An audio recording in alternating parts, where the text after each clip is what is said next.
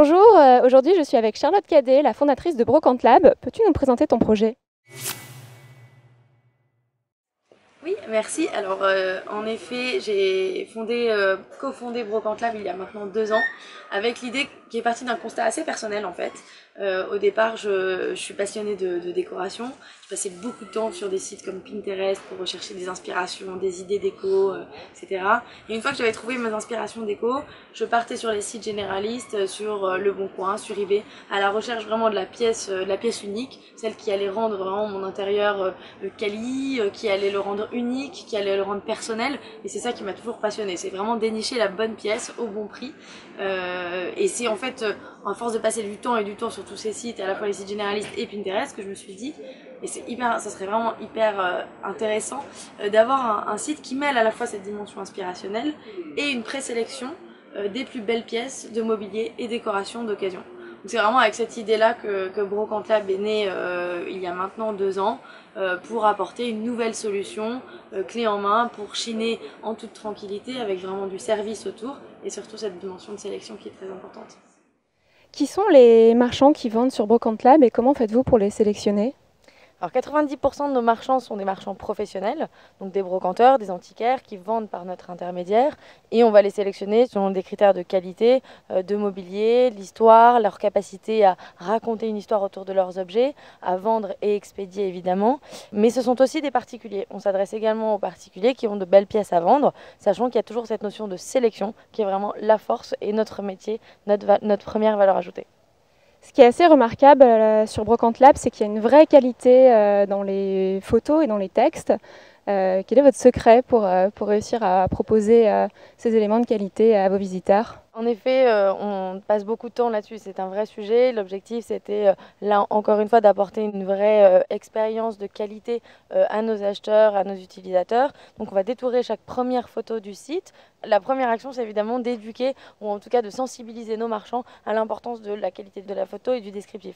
Une fois que la première photo a été prise et uploadée sur le site, nous on détourne pour assurer ce fond homogène qui permet vraiment d'avoir une vue d'ensemble assez cohérente et un aperçu qualitatif du catalogue. Et d'un point de vue client, est-ce qu'il y a un profil type de la personne qui achète sur Brocante Lab? Il n'y a pas de profil type, même si on va dire que nos clients sont plutôt des clienteux, donc essentiellement des femmes aujourd'hui. On va dire notre cœur de cible, ce serait vraiment les femmes entre 30 et 45 ans.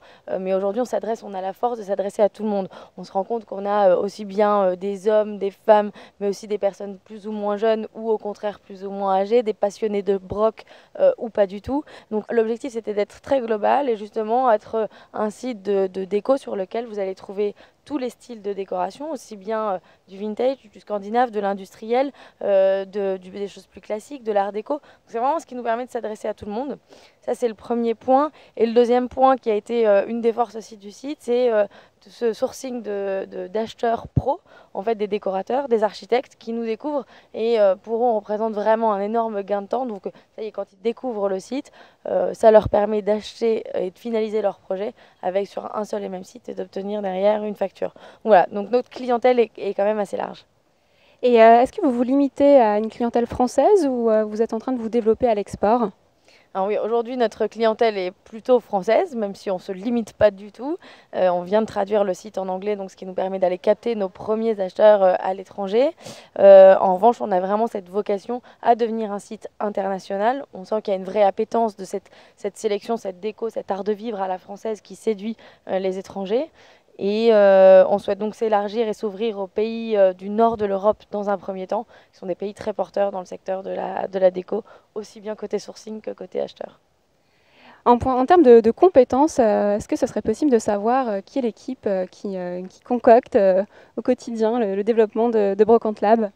Bien sûr. Alors déjà, on est donc 2 cofondateurs, Maxime et moi-même. On est tous les deux des profils école de commerce. On a travaillé 3 ans, lui dans un réseau d'accompagnement de start-up avant de fonder Brocante Lab. Et moi plutôt en marketing, d'abord chez L'Oréal et en agence de design. Donc des profils quand même business. Et aujourd'hui, l'équipe est divisée on va dire, on est une équipe de 18 personnes aujourd'hui, divisée en 3 pôles principaux. Le premier tiers, c'est le pôle commercial, donc ce sont ceux qui s'occupent d'aller dénicher les bons marchands professionnels, parce que c'est vraiment notre premier focus, c'est quand même de s'adresser à des pros, de trouver les bons marchands professionnels et ensuite d'entretenir cette relation avec eux et de leur permettre d'être un référent pour leur activité sur le site.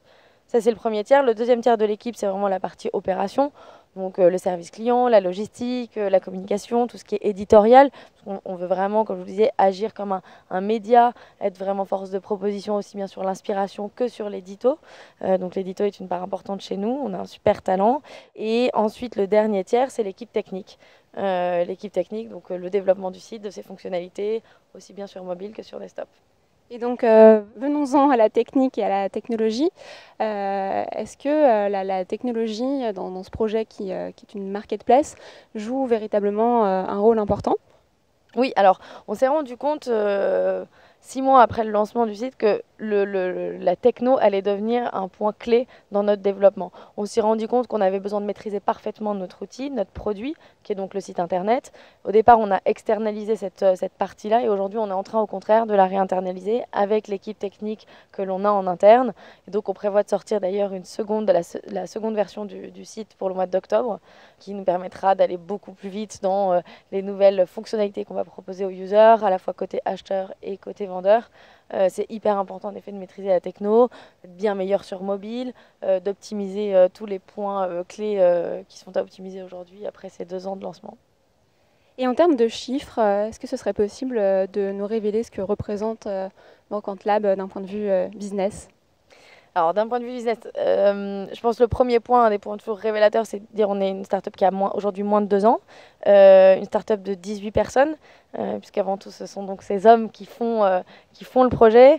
Notre premier exercice a été clôturé donc fin 2015, on a fait un peu plus d'1 million d'euros sur la première année et on fait à peu près 20% de croissance par mois depuis le lancement sur globalement tous nos KPIs clés, à savoir la croissance du catalogue, donc vraiment l'offre de produits, le trafic évidemment et le chiffre d'affaires. Et quels sont vos prochains challenges ? Par exemple, est-ce que vous envisagez d'ouvrir des points de vente physiques ? Alors oui, la stratégie en tout cas Web to Store est une stratégie sur laquelle on travaille beaucoup depuis le départ.